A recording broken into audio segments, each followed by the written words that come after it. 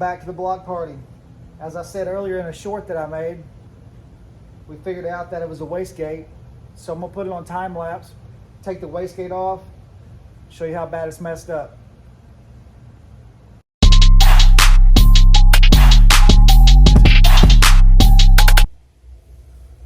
Okay, got the Vsracing wastegate off.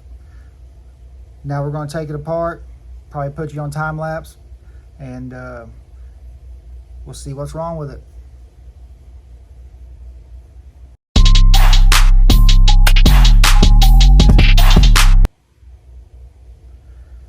Okay, we got one last screw left. We're going to take it out and we get to see what this thing looks like together. Hopefully it really has a problem. I don't like doing work for nothing. It's got a lot of spring pressure. Okay, well, that looks clean. Got the one spring off. And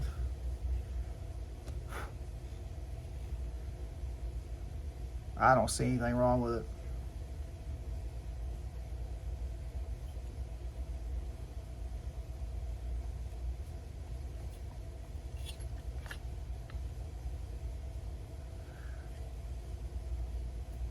Well, there it is. There's a little crack right there. So the car will build 15 pounds of boost, and that's it. And it's set on 24. So it's leaking air, and it's not letting the CO2 hold it shut because it's broke. Let's see if it's all the way through. There's our next question, if it's all the way through. Well, it's not all the way through, but that don't necessarily mean anything, I don't guess.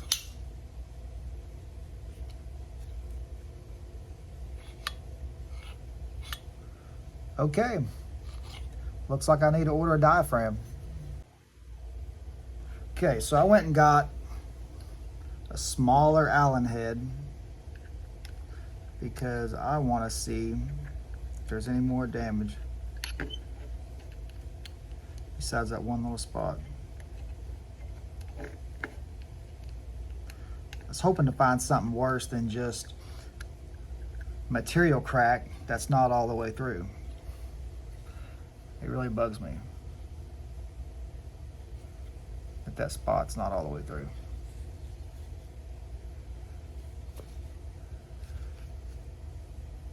It's not all the way through. I mean, it looks bad, but it's not all the way through.